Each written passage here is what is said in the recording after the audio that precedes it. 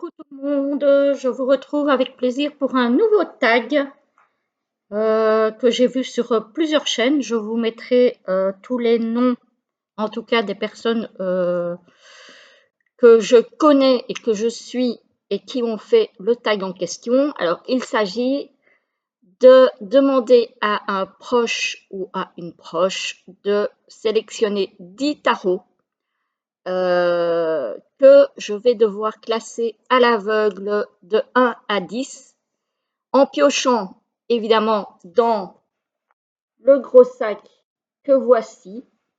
Donc je ne sais pas du tout ce qu'il y a dedans. Voilà. Et donc il s'agit de piocher dans ce sac à l'aveugle et de classer de 1 à 10 les tarots. Voilà, voilà. Alors moi j'ai fait appel à ma fille de 20 ans pour me piocher les tarots dans ma tarothèque. Elle ne connaît rien au tarot, donc je ne sais pas du tout sur quoi elle s'est basée pour les choisir. On va découvrir tout ça ensemble. Alors, on va commencer. Donc, je pioche sans regarder à l'aveugle, mais du coup, il faut que je trouve l'entrée du sac. Voilà, on va aller voir. On va commencer par celui-là. Ouh! Alors, elle a commencé par un gros morceau.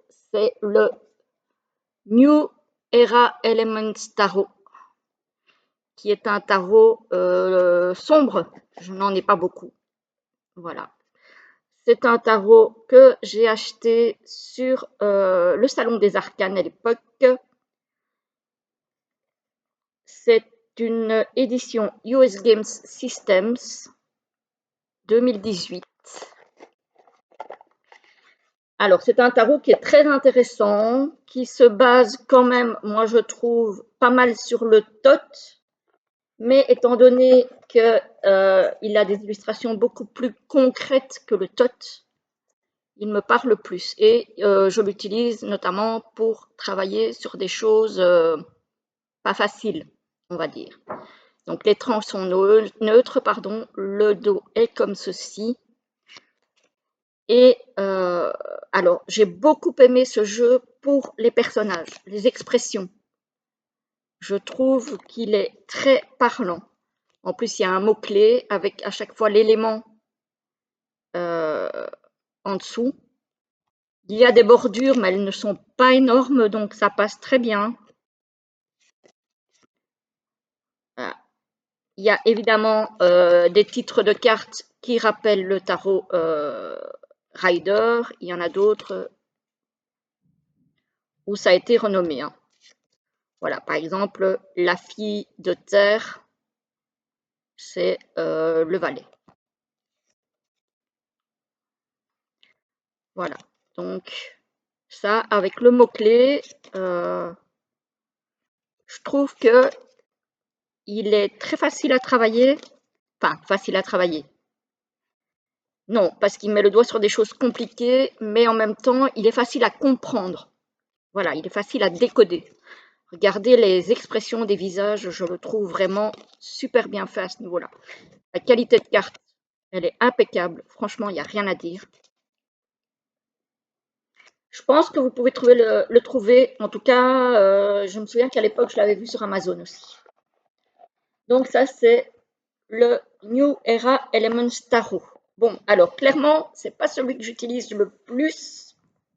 Voilà, c'est un de ceux que j'utilise le moins. Donc, je vais...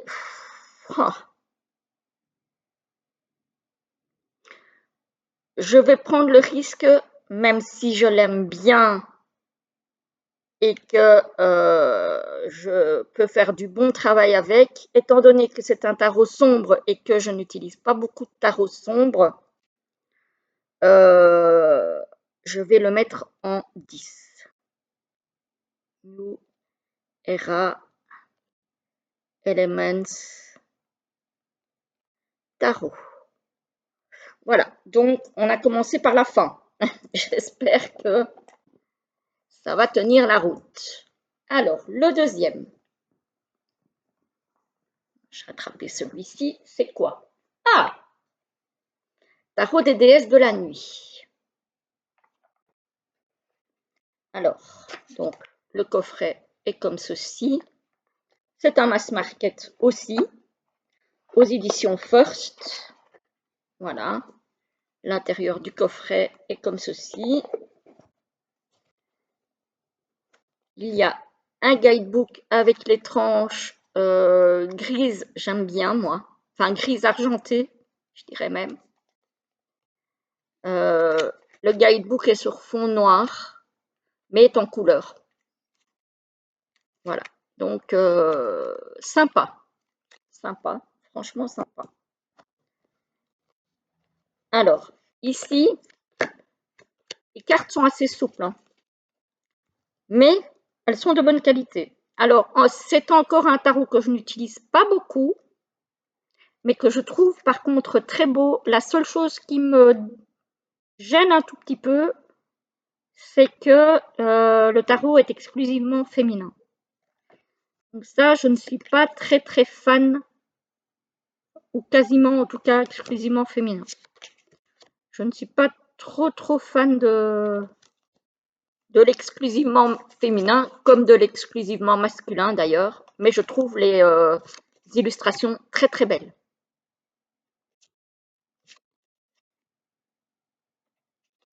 Voilà, donc je ne sais pas sur quelle base ma fille a choisi celui-là non plus.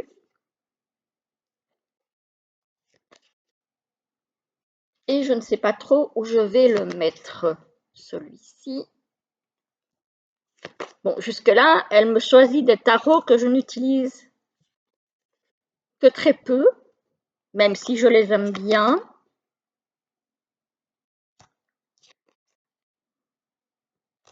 Je les aime bien, hein.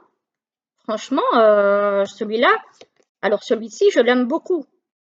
Et d'ailleurs, je vais voir pour le ressortir à partir de cette fin d'été. Parce que c'est un tarot de la nuit en fait. Donc c'est pas vraiment un tarot automnal, c'est pas vraiment un tarot hivernal non plus, je trouve. Ce serait plutôt pour utiliser la nuit ou le soir tard. Or, je ne tire pas trop les cartes en soirée. Ce qui fait peut-être effectivement que je ne l'utilise pas beaucoup. Mais celui-là, il faut que je le tienne à l'œil et que je le sorte. Parce que il est pas mal. Il est pas mal du tout. Et je pense, si mes souvenirs sont bons, que c'est Offline qui m'a donné envie d'avoir ce jeu. Sur la chaîne Offline à la cour des oracles.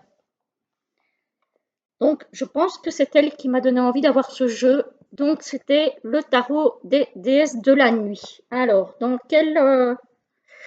à quel numéro est-ce que je vais le mettre, lui? Je vais le mettre en 8. Tarot des déesses de la nuit. Du coup, je ne sais pas trop lequel je vais mettre en 9, les amis. Hein. On verra bien. Mais je trouvais qu'en 9, même si je ne l'utilise pas beaucoup, il ne méritait pas la 9e place parce que je le trouve très beau. Alors, un autre. Ah, décidément, elle a été vers des tarots sombres. Le tarot de la danse des âmes. Alors, pour moi, celui-ci, c'est pas vraiment un tarot parce qu'il y a plein de cartes supplémentaires. Donc, la boîte, c'est comme ceci. J'aime beaucoup, par contre, la boîte. Hop. Le dos est comme ça. Ce sont les éditions... attendez, hein, parce que... Cartomancie du Cerf, c'est une édition de Cartamundi France 2023. Donc, il n'est pas si ancien que ça. Voilà. Donc, on a des petites cartes de présentation avec des tirages. Encore des tirages. On a pas mal de tirages. Ça, j'aime bien, par contre. J'aime bien ça. Ça, par contre, c'est un tarot oracle que j'utilise en hiver, ça. Voilà. Donc, on a les cartes avec des mots-clés. Voilà, on a pas mal de cartes avec des mots-clés, mais en même temps, il y a beaucoup de cartes. Voilà. On a un flash code si on veut le scanner pour avoir le livret. On a l'explication de l'auteur, voilà, qui est Leila Rejeb. Voilà, on a un petit mot sur la créatrice. Voilà, un petit mot sur l'explication du jeu et le contenu du coffret. Et alors, j'ai beaucoup aimé, malgré le jeu est assez sombre, j'ai beaucoup aimé l'association des trois couleurs, en fait. Jaune, donc ça fait un petit peu or, hein, j'ai envie de dire. Noir et blanc. Donc, très sobre au niveau des couleurs, mais je trouve qu'il est pas mal du tout. Donc, ici, on a les cartes de tarot.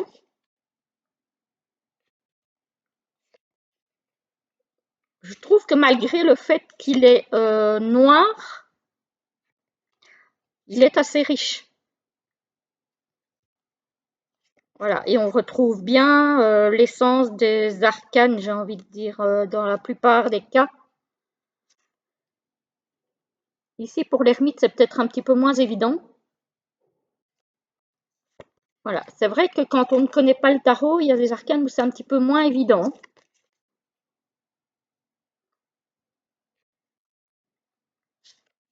La carte du pendu, je la trouve très jolie. La carte de la mort aussi.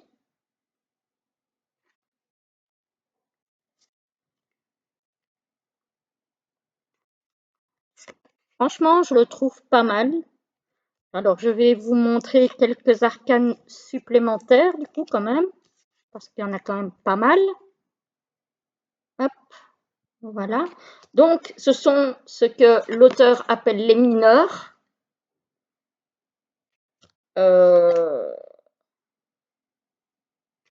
Mais par contre, elles ne sont pas nommées par suite, elles sont nommées par numéro. Et elles n'ont évidemment pas la même appellation que les arcanes mineures du tarot classique. Voilà, c'est pour ça que moi je dis qu'il y a les 22 arcanes majeures et que les autres c'est plus des arcanes supplémentaires du coup. Mais il y a pas mal de choses, hein, et je trouve que les cartes sont très jolies. Du coup, j'hésite. Je ne sais pas trop où le mettre celui-ci. Est-ce que je le mets en 9 ou est-ce que je le mets en 7?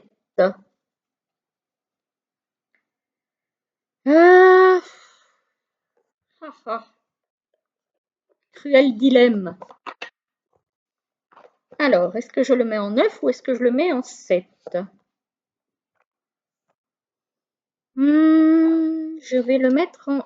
Tiens, où est mon bic? Ah, voilà, il est là.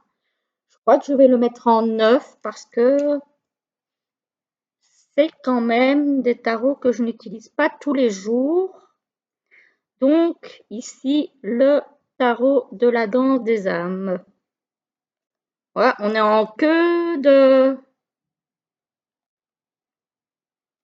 Ça veut dire que le reste du classement va peut-être être plus compliqué pour moi.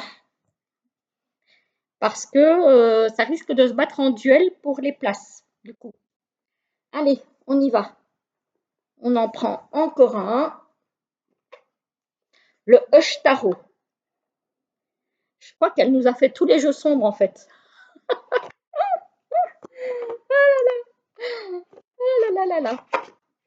Mais, du coup, celui-ci, alors, il est sombre, mais je le trouve sublime, celui-ci. C'est le Hush Tarot. Donc, très belle qualité de carte. Le dos est comme ceci. Les dessins sont magnifiques, je trouve. Alors, ce sont les éditions US Game Systems, encore, édition 2020. Qualité de carte, il n'y a rien à redire. Franchement, alors, il y a des cartes qui peuvent faire peur, mais les dessins sont vraiment très très beaux. Je crois que celui-là, je vais le mettre en 6. Parce que quand je regarde dans ma collection, alors il est très très beau. C'est, je pense, le plus beau jeu sombre que j'ai.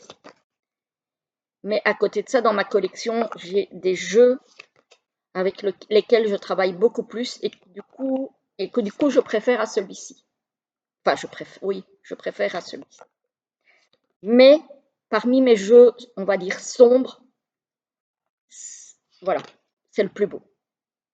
Il n'y a pas à hésiter. Voilà. Quand je vous dis que j'en ai pas beaucoup, je pense qu'elle a pioché tous ces jeux-là en fait. C'est très très drôle parce que c'est clairement pas la majorité de ma collection. Et voilà, le Hush-Tarot, je pense que tout le monde le connaît, hein. Il est très très bien aussi pour faire du shadow work, évidemment. Je l'aime beaucoup.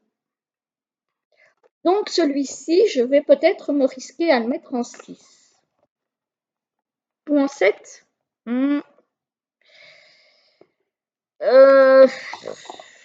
Bon, allez, on va dire en 6, quand même, parce qu'il est quand même très beau. Le Hush-Tarot. Aïe, aïe, j'ai peur pour la suite, les amis. Alors, on repioche les yeux fermés, et on tombe sur... Oh là là. Ah là là.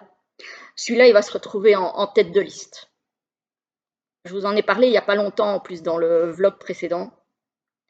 Le Mythical, Creature of Orient, qui arrive avec un pochon dans lequel on peut juste mettre les cartes, mais pas la boîte. Donc, moi, je ne l'utilise pas parce que j'utilise la boîte. Voilà le coffret, donc qui est un tarot qui vient de Taïwan, que moi j'ai racheté à Hugues avec un guidebook en taïwanais, donc inutile pour moi.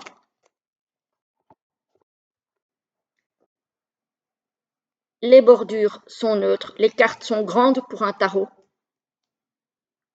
En qualité linen, hein, légèrement. Ouais, linen. Et d'une beauté à couper le souffle, je trouve. Ça, c'est vraiment un jeu que je n'utilise même pas pour tirer les cartes, que j'utilise juste pour regarder, en tout cas pour le moment, et me perdre dans les dessins.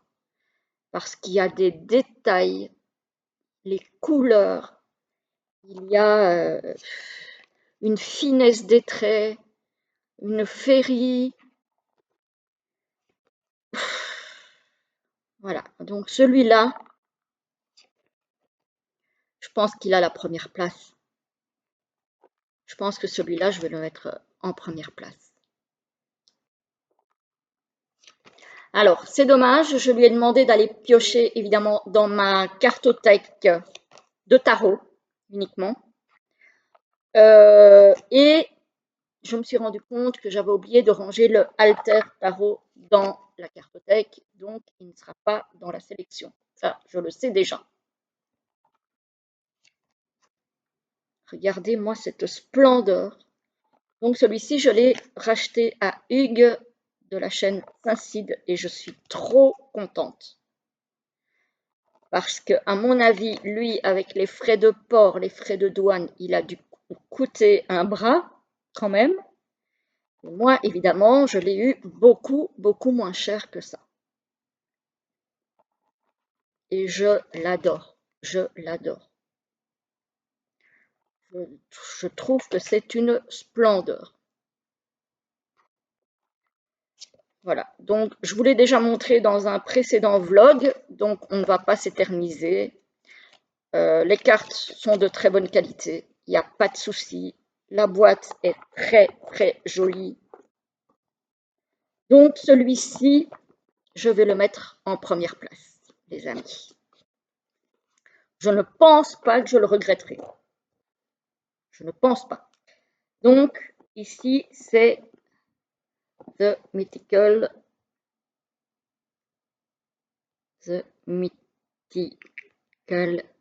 Créature Tarot. Hein. Je vais mettre, de toute façon, je sais lequel c'est.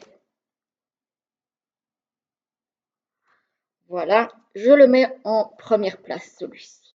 C'est une pépite, une merveille. Je ne comprends même pas que Hugues ait vendu ce jeu. J'ai oublié de mettre le pochon dedans. Après, c'est tant mieux pour moi, hein.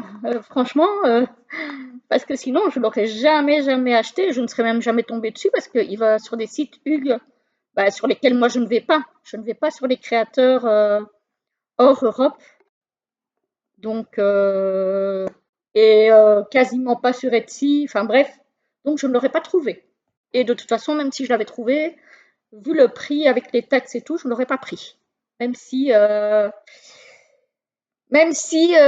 le trouve superbe par ailleurs, mais sans ça, je ne l'aurais pas pris.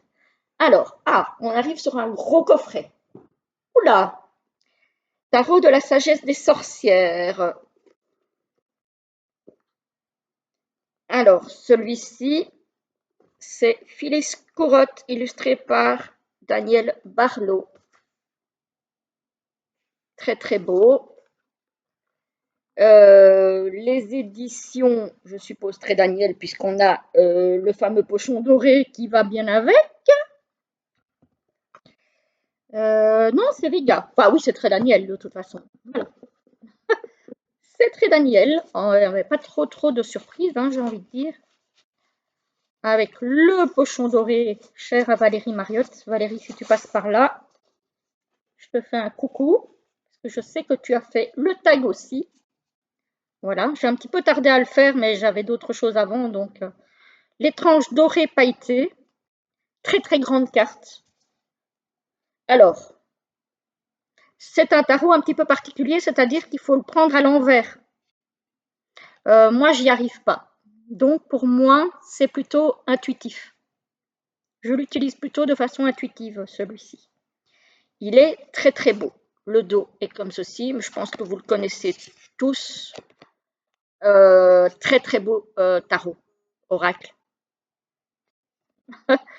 Voilà, moi je dis plutôt oracle, même si il a le nom de tarot et qu'on peut l'utiliser comme tarot si on veut, ça n'empêche pas. Mais moi ici, quand je vois le 4 d'air, pour moi, ça n'a rien à voir avec un 4 d'épée. Voilà. Pareil ici pour le 5 d'air, le 5 d'épée, ça ne m'évoque pas le 5 d'épée. Mais je pense pas que dans le livret, enfin dans le livre, parce que c'est un livre, je vous le montrerai, je pense pas que dans le livre, les correspondances soient celles du tarot classique. Je pense qu'il est à prendre à l'envers et que c'est pour ça que moi je l'utilise plus comme oracle. Mais il est très très beau. Après, encore une fois, c'est pas un de ceux que j'utilise le plus. J'espère que vous n'êtes pas trop à contre-jour. Ça m'énerve parce que j'ai l'impression que il y a du contre-jour et je n'aime pas ça. Mais en même temps, j'ai été obligée de filmer ailleurs qu'à mon bureau parce que sur mon bureau, vu la taille du sac et la pile de jeux, je n'aurais pas eu assez de place. Donc ça, ce sont des très grandes cartes, ce sont les cartes oracles. Clairement, ce ne sont pas des cartes de tarot, ça. Mais il est très très beau. Il est très très beau, je pense que vous êtes plusieurs à l'avoir, celui-ci. Dites-moi comment vous l'utilisez, si vous l'avez. Si vous l'utilisez comme tarot ou comme oracle. Celle-ci, je la trouve sublime. Voilà, mais c'est encore un jeu que j'utiliserai plus sur l'automne, celui-ci. Voilà. Après, ça va dépendre des personnes. Moi, c'est vrai que j'aurais plus tendance à le sortir sur l'automne. Il est très beau. Donc, celui-ci, où est-ce que je vais le mettre? Alors, on va regarder. Hop. Alors, tarot de la sagesse des sorcières, je vais pas le mettre en 7, parce que ça c'est un petit peu loin. Je vais le mettre en 5. De la sagesse des sorcières. Voilà. On va le mettre en 5, on verra bien la suite. Alors, il me reste 1, 2, 3, 4 places. Ah, j'ai peur. Alors, oh, là, il y a un gros coffret, là. Alors, oh, ah ben, évidemment. Alors ça, le tag précédent, si vous l'avez suivi, les amis, j'ai râlé parce que je n'avais sorti aucun jeu sur les chats. Ma fille a réussi à m'en sortir un, le Soul Cats Tarot, que je trouve magnifique. Magnifique. Encore un jeu d'automne. Donc ma fille a quand même pensé, alors, soit à son amour pour les chats, parce qu'elle est aussi amoureuse des chats que moi, soit à mon amour pour les chats, voilà, ou un autre amour pour les chats. Donc ça c'est le... Ah, je vous avais dit que je vous montrerai le... Attendez, il faut que je répare une erreur, un petit oubli. Donc ici pour le tarot sagesse de sorcière que j'ai placé en 5, on a donc un beau livre mais sans illustration. Donc il y a pas mal à lire. Voilà, et l'intérieur du coffret est décoré. Voilà, c'est ce que je voulais vous montrer. Et j'ai oublié. Voilà, et ici on a un petit poème. Donc c'est un très très beau coffret. Voilà, revenons-en au tarot Soul Cats, que moi j'ai en anglais, qui s'appelle le tarot des chats mystérieux, je pense en français. Voilà, donc c'est Lisa Robertson et illustré par Adam Ehlers. Et ici, moi j'ai les éditions Llewellyn, c'est très souple. C'est très souple, mais comme c'est un petit peu plastifié, j'ai envie de dire, ça tient quand même le coup. J'aime énormément ce tarot. Il est sublime. Voilà, je pense que celui-ci aussi, vous êtes pas mal à l'avoir ou à le connaître au moins. Ah, je le trouve très beau. Bon, il y a des reflets parce qu'il est quand même glossy, donc j'essaye de vous montrer le plus possible.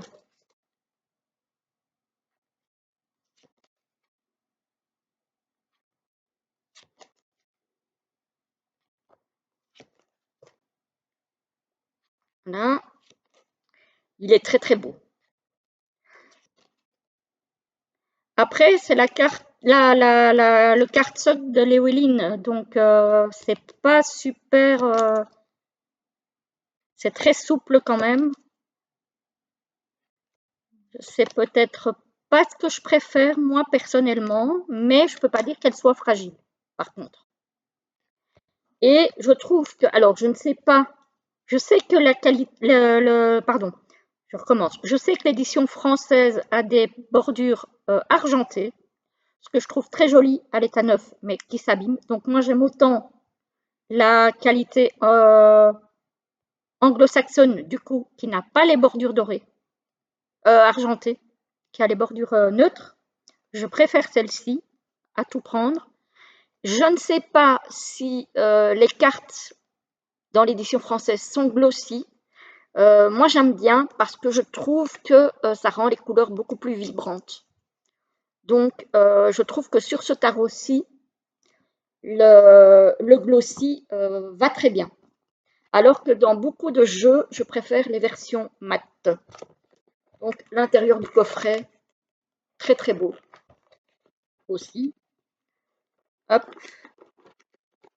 voilà, avec un magnifique bouquin, évidemment en anglais, mais en couleur et en pleine page. Moi, j'adore. Voilà. Même si j'avoue que je ne me sers pas trop du livret parce que bah, c'est un tarot, c'est un rider, hein, donc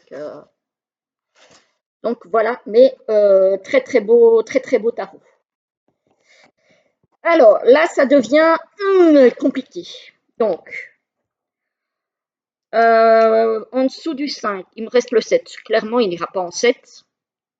Il me reste la 2, la 3 ou la 4. Je vais la mettre en 3. Sol, 4, tarot. Voilà. J'espère que je ne vais pas regretter. Alors, il me reste donc la place 2, la place 4 et la place 7. On va prendre celui-ci. Oh, il est lourd. Ah oui. Ah bah tiens. Le tarot, histoire de sorcière. Alors ça, pour moi, c'est un incontournable. Ici, moi, j'ai l'édition Arcana Sacra, première édition. Donc, la petite boîte dans la grande boîte. J'ai l'oracle aussi, mais je l'utilise moins, l'oracle, même si je le trouve très beau. Voilà, le coffret. Il y a l'illustration en dessous du carton, mais j'ai peur que si je l'enlève, je l'abîme. Et comme cette édition-là n'existe plus, j'y fais très attention. Voilà.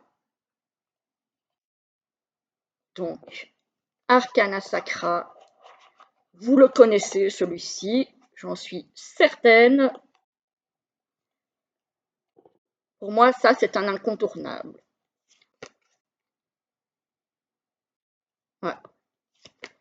Vraiment, il est parlant, il a un univers que j'adore, même si je ne me revendique pas du tout sorcière, donc le dos, vous le connaissez, hein, la qualité c'est Arcana, même si je ne me revendique évidemment pas du tout sorcière, enfin évidemment, non, c'est peut-être pas évident, mais voilà, je ne suis pas du tout sorcière. Par contre, il est quand même très connecté à la terre, et moi, je me sens très en lien avec l'élément terre, qui est mon signe lunaire, parce que je suis vierge de mon signe lunaire.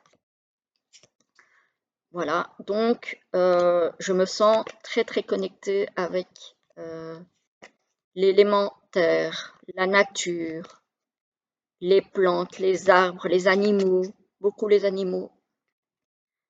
J'aime beaucoup l'univers de ce tarot. Donc ça, pour moi, c'est un incontournable. Clairement, c'est un tarot que je garderai dans ma collection, que je ne vendrai, je pense, jamais. Jamais, jamais. Même si je ne l'utilise plus tous les jours. Je le ressors régulièrement à l'automne parce que je le trouve hyper simple, hyper beau, très joli. Voilà. Et donc celui-là, il restera à vie dans ma collection de tarot. Donc ça, c'est Arcana Sacra. C'est Deborah Blake et Elisabeth Alba. Hop. Voilà. Le guidebook, bah évidemment Arcana Sacra, donc papier glacé, couleur, très beau livret de Deborah Blake. Voilà, donc rien à redire sur ce tarot. Donc celui-là, je vais le mettre clairement pas en 7, hein, les amis. J'hésite entre la 2 et la 4, mais je ne sais pas ce qui m'attend en 2. Là, ça devient compliqué. Je vais le mettre en... Oh là là. Je vais le mettre en 4. J'espère que je ne vais pas le regretter. Ah, bon, je vais le mettre en 4. Tarot, histoire de sorcière. Ok. Ensuite, donc là, il me reste la 2 et la 7. Ouh là là, ça va être dur. Je le sens. Je le sens. Ah, c'est quoi? C'est une tug box, ça. Le tarot égyptien Art Nouveau. Le tarot égyptien Art Nouveau. Voilà. Donc ça, ce sont les éditions intuitives, donc qui traduisent les tarots de Los Scarabeo, avec un dos comme ceci, des tranches blanches, des cartes glossy de très belle qualité. Franchement, il n'y a rien à dire. Et ce sont des illustrations qui rappellent l'Égypte des pharaons. Très, très, très joli tarot. Mais je ne me vois pas le mettre en deux parce que j'ai peur de ce qui m'attend pour le dernier. Donc, je vais le mettre en 7 et j'avoue que ça me fait un peu mal au cœur. Je savais qu'arriver à la fin, ça allait être dur. Mais j'espère que je ne vais pas le regretter. Hein, parce qu'il est quand même très très beau. Hein. Si j'avais... Ouais, je sais même pas en fait. Ah, je sais pas. Franchement, je le trouve très très beau.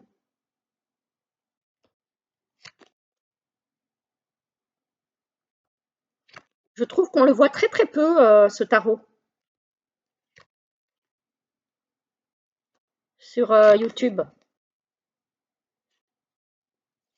Et pourtant, c'est un beau tarot, je trouve.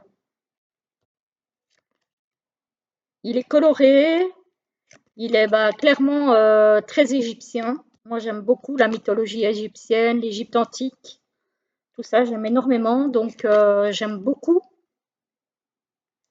Cet as de coupe, je le trouve très très beau.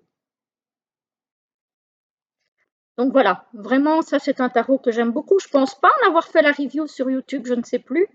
En tout cas, ça ne me dit rien, je pense pas.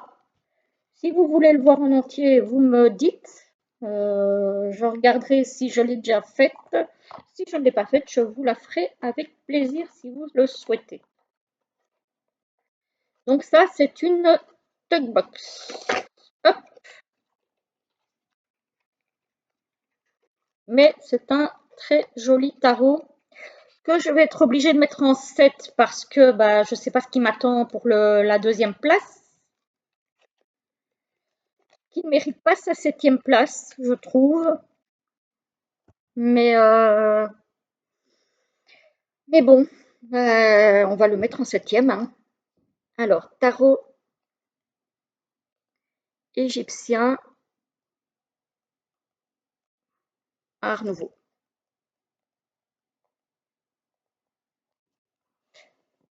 Alors, et le dernier, donc, qui aura la deuxième place.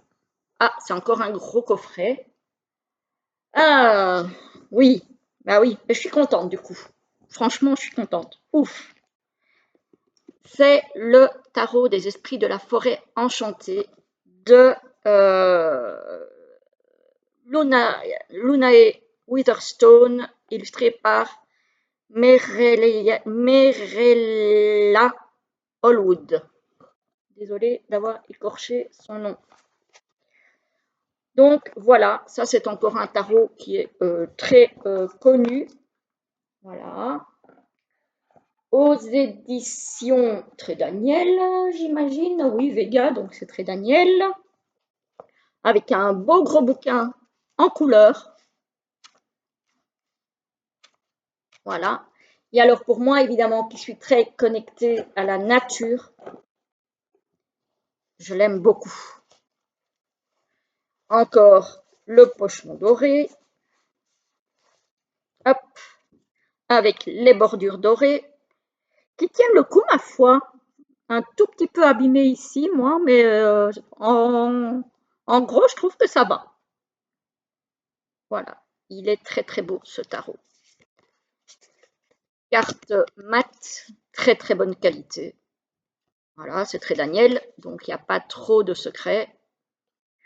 Je trouve qu'ils se sont beaucoup améliorés au niveau de la qualité des cartes chez Très Daniel.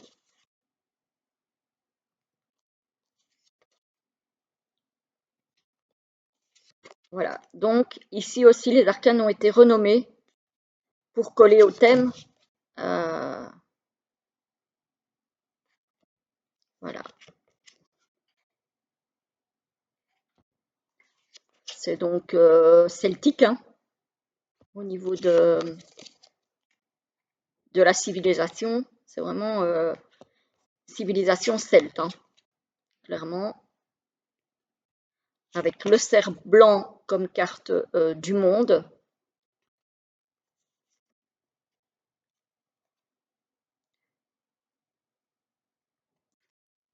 Voilà, ici on a la suite des épées qu'on a renommée la suite des défis. La sage, la grande prêtresse.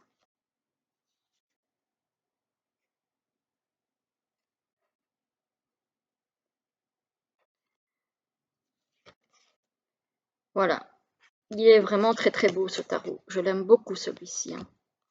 Donc oui, il mérite clairement sa deuxième place dans les tarots que ma fille m'a sélectionnés. Ouais. Donc finalement, ben, j'avoue que je n'ai pas été trop frustrée. Je vais reprendre la liste, je vais regarder, mais au final, je pense que j'ai été pas mal inspirée au niveau du classement des jeux. Je vais revérifier ça. Donc ici, c'est tarot des esprits de la forêt enchantée. Voilà.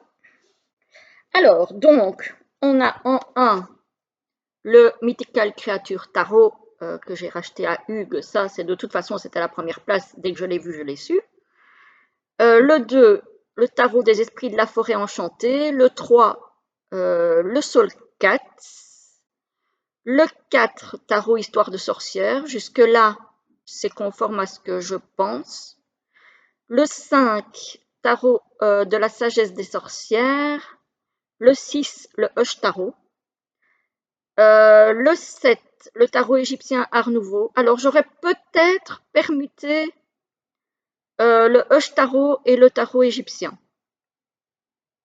Peut-être. Mais voilà.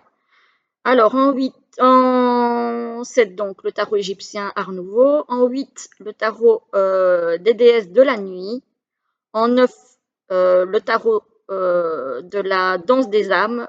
Et en 10, le New Era Elements Tarot. J'ai pas vraiment de grosses frustrations, pardon.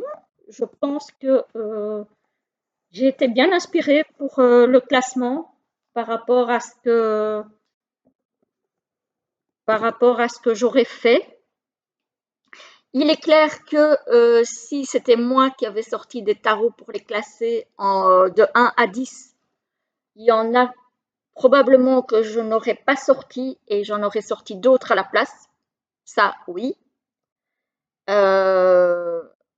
par contre, dans les 10 qu'elle a sélectionnés, ma chère et tendre fille que j'aime, je suis en accord avec le classement que j'ai fait. Voilà. J'aurais peut-être juste permuté, comme j'ai dit, le tarot égyptien avec le Hush Tarot, et encore, parce que je trouve que le Hush Tarot est vraiment, pour un tarot sombre, moi qui ne suis pas très jeu sombre, il est vraiment très très beau au niveau des dessins. Mais voilà, sinon, en dehors de ça, sincèrement, je n'aurais rien changé. Donc, je trouve que je m'en suis très très bien sortie. Voilà les amis, j'espère que ce petit tag vous aura plu. En tout cas, moi, ça m'a fait plaisir de le faire. Je remercie ma fille, qui ne passera certainement pas par là, mais c'est pas grave, pour son implication. Je vous souhaite une très belle journée ou une très belle soirée suivant l'heure à laquelle vous verrez cette vidéo et je vous dis à très très vite pour une prochaine.